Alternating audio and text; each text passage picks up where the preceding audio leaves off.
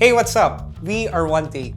Here we aim to discuss different topics and hear different points of view in an open yet respectful manner, all in one take.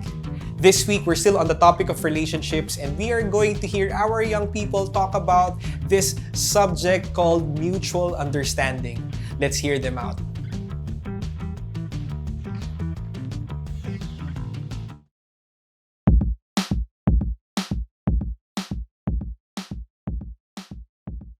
Wait, di ba mutual understanding? Di ba it's hindi pag-amin naman? Oo. Na Yeah. Nagkakalaman na kayo. Oo. Pero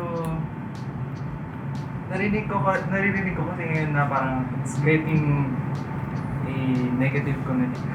Parang sa akin lang, gusto ko lang share na hindi ba kailangan siya? Kasi for example, lahat naman tayo magkakagusto. Si Kyle, kunyari, he likes someone and dumadamove siya sa girl. Wow! Bibigyan niya ng coffee. Not all. Tapos diba?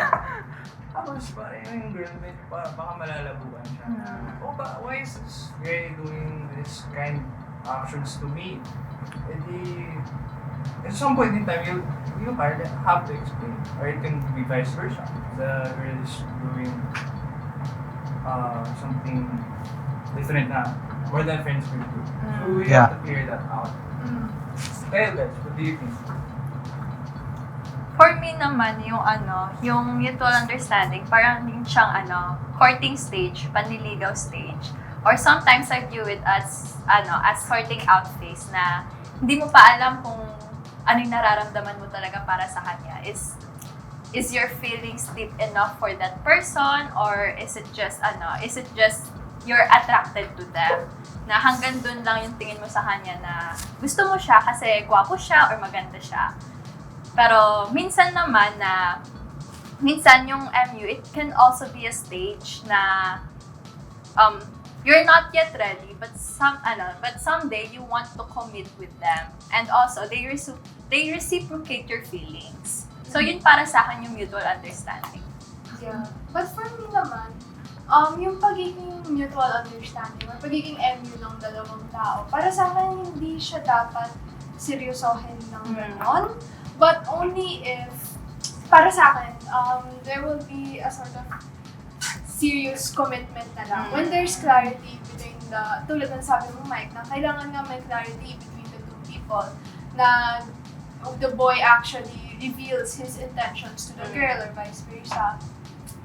I think, para sa akin, ang pagiging MU, okay lang kahit hindi ganun kaseryoso muna. Yeah. Kasi, para sa akin, aminan lang naman eh. Like, if the boy wants to be transparent na, I just want to clear the air but I want to protect the friendship, para sa akin, it's okay. But I do understand na baka nga, the girl will have these false hopes na they have a future together. So that's why really clarity is important. Yeah. But I think okay naman siya. Parang it really depends on how we think about it.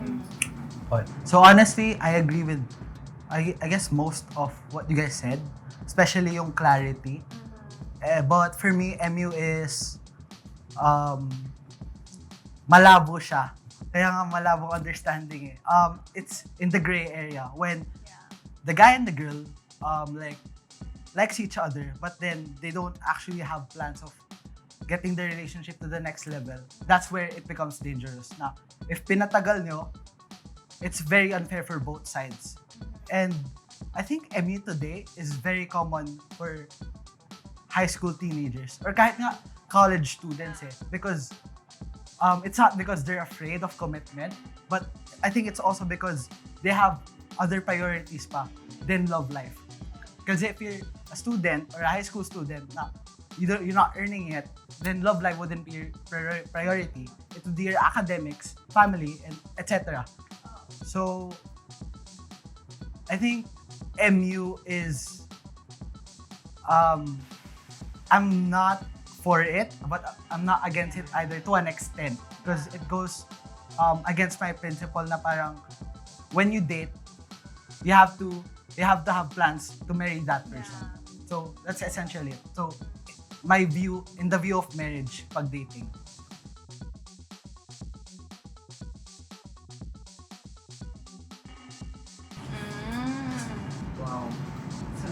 bigat naman yan.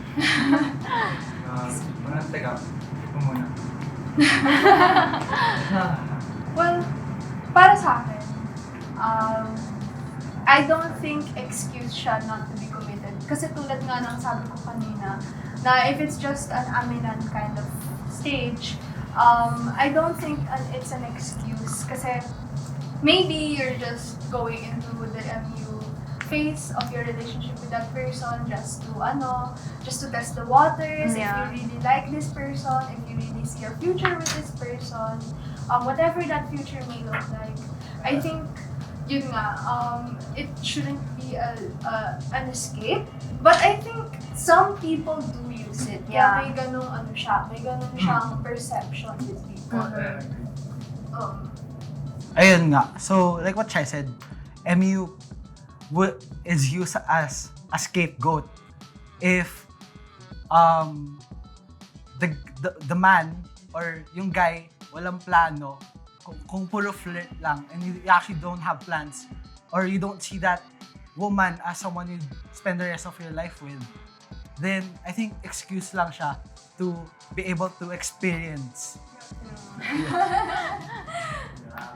Pero yeah, I understand where you're coming from. Yeah. Na, sana nga hindi ganun. Kasi mahirap. Because I honestly think, women deserve better. Like, if... It goes both ways. It goes both ways. Everyone deserves better. Everyone deserves better. The man deserves someone who's going to commit to that person, while the woman deserves someone na may plan, like to actually be in the to actually make it a relationship. Di lang puro affection, flirt, or ganun. You get what I mean? Yeah. To add lang din na, it's probably the most confusing label or title. Yeah. Kahit hindi official talaga yun, pero of course, a lot of teenagers or the ones younger than us are using MU din talaga as their label na you're not official, but a lot of people know that you like each other, and sometimes you're already acting as a couple na rin, na lumalabas kayo na magkasama, you date around, nanonood kayo ng movie, kayong dalawa lang. It's really the most confusing part na wala pang label. Tapos pag nakita lang na may kasama kang iba, magsiselos na magsiselos na yung tao. Pero you don't have the right to be jealous pa kasi you're not officially dating yet. So I just want to ask the question lang din na pag sinabi ba nating MU, ano ba yung what are you pursuing ba? Are you pursuing that someday you will be committed to that person, or are you just looking for a fleeting relationship? Yeah. I think yung sinasabi ni Carl, I think we can better rephrase it, or it's safe to not overgeneralize. Kasi I think it goes for age brackets, meaning to say, age brackets meaning the risks, we're talking about the risks. The risks are higher if you aren't ready, lalo na. Yeah. If you're not ready to provide. Kasi it goes in the long run. After your objective na relationship has to be in the long run. Yeah. You have a family one day. Yeah. But the risks of, kasi maraming beses na ako nag-ghost, or Okay lang yan, Kuya Mike. We're here for you. hanggang alas 3 kami nag-uusap, tapos bukasan, Yeah. mag-breakfast lang daw, wala na, diba? I think that's where boundaries come in. Yeah. So, parang,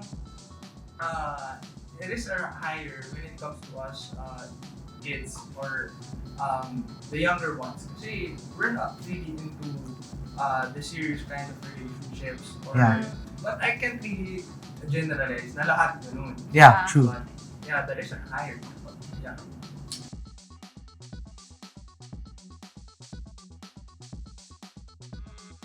Well, speaking of risk of staying as MU, of course, kunyari si Kyle. Ba't ako na naman? Ako na lang parating example mo, no? Well, kasi guys are always initiators. Yeah. Kaya si Kyle, guys are always the planners. Definitely. Not to, not being stereotype, pero that's what I believe. Okay. So, parang in a relationship kasi there are some expectations that have to be set and met. Diba? If not, may masasaktan or some may get disappointed. Yeah. And yung iba nagkakagusto ng iba, yung iba nag-ghost, yung iba things isn't always smooth in a relationship. It's always a roller coaster. So it is that pwedeng ma-minimize yung risk if we can parang set expectations pa. Yeah. Put Pero boundaries. I think the best is you take it to the next level. You take it in a serious level. Pero yun nga talaga yung risk na masakit siya. Masakit kapag hindi pala rin yung tao for the next level kind of relationship, no boyfriend. Kayo guys, what's your take on that?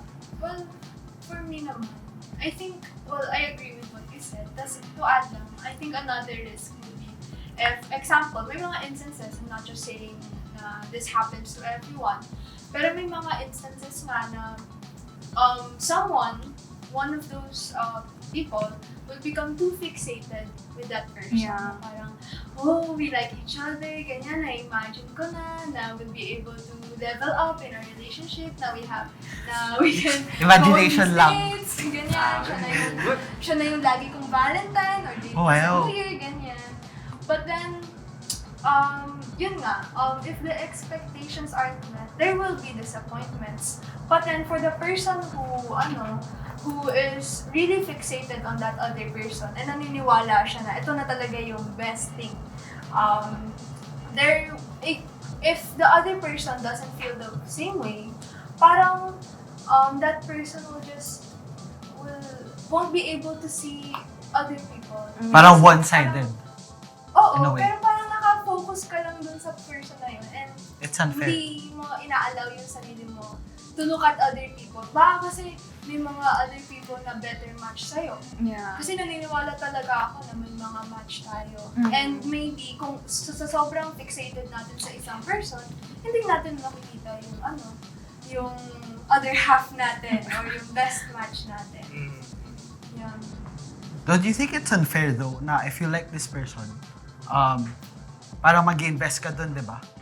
So, I'm not saying na kasi pinagsasabay mo lahat pero if you invest in this person, paano yung next person na invest mo? Because I also believe in emotional purity. What's that? What do you mean by that? That when you invest in a person, for example, your future spouse or your future wife, husband, is, I guess, emotionally pure. Kasi pag nag-invest ka kasi emotionally, you're giving out pieces in your heart that you won't ever get back. So, pag nag-invest ka dito, sobrang sayang pieces na yun. And I think it's unfair for your future husband or wife. Grabe, para lang pala tayong puzzle. I mean, you get what I mean, right? Yeah. Ang galing nun. So, anyway. For me naman, I already mentioned this a while ago about jealousy. Na sometimes you can get possessive over that. Like what Shara said, diba? Others, or rather, person B gets way too fixated on their relationship, but it's not yet you're not yet an official couple. So I think when person A like other people, papasok na dyan yung jealousy eh. Tapos dun na mag-uumpisa yung parang drama, magtatanungan na ano ba ako sa'yo? What are we? Yun lang. Yun, di ba? Common yan sa mga sa mga teleserye, sa mga sa May mga tayo ba? na, di ba, magtatanungan na ano ba tayo doon? So,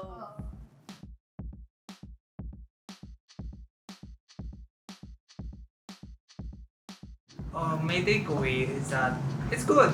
It's good na both boy and girl are clear about their feelings or na oh my gosh, I really admire you because you're so handsome and you're so hardworking and all of the attributes that a man could possibly have, right?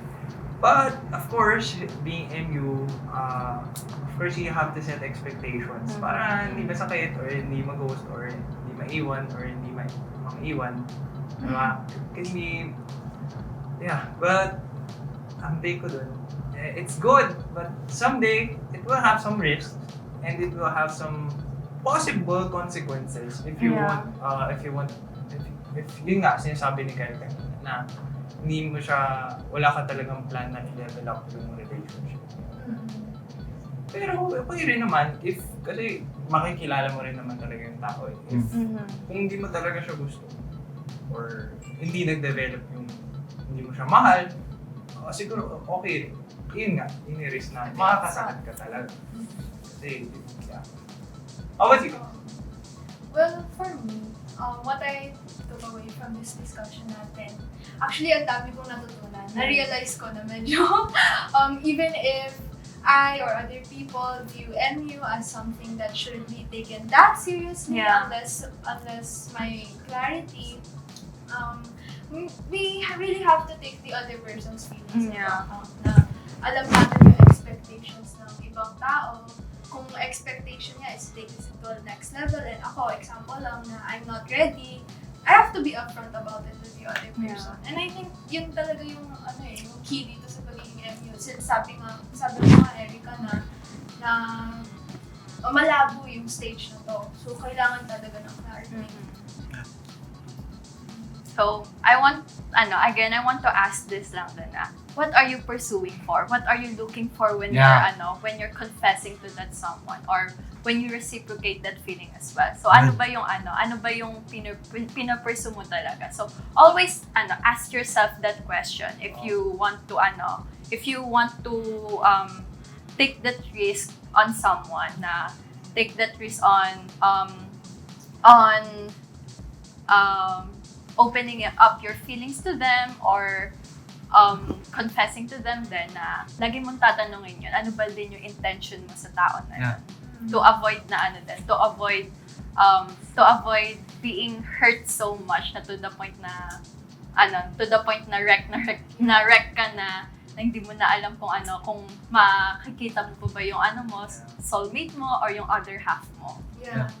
So, I agree with Ellie said na as long as may purpose or long-term purpose yung, I guess, courting stage. Ayoko kasing tawagin MU eh. Yeah. Courting stage or when you get to know each other, it's important that you have the right intentions talaga. Not only just for the sake of feeling talaga of being in a relationship, pero actually having a plan. And of course, you'd have to consider if ready ka na nga ba. Kasi if puro umasa ka lang sa feelings, then I don't think you should even consider,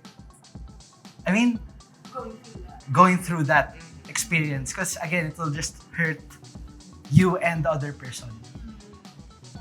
Yeah.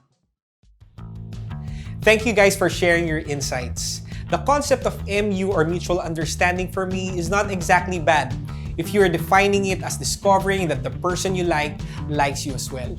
Of course, you want the person you admire to like you back. But if you are going to define mutual understanding as a state of non-commitment between two people, for me, it seems that it's more of an excuse to not put a label in your relationship. Labels, whether you're friends or boyfriend-girlfriend, are boundaries. And boundaries are meant to keep us safe and give us more freedom. Labels in relationships protect you from confusion, opportunity to sin, or even possible heartbreak. So whether you're friends or lovers, you know what you're getting into and you know what to expect from the other person. In a clearly defined relationship, there's no such thing as MU or malabong usapan. What about you? What's your take on this subject? We invite you to join our Discord community and join our conversation. The link is found in the description down below. See you next time for another episode of One Take.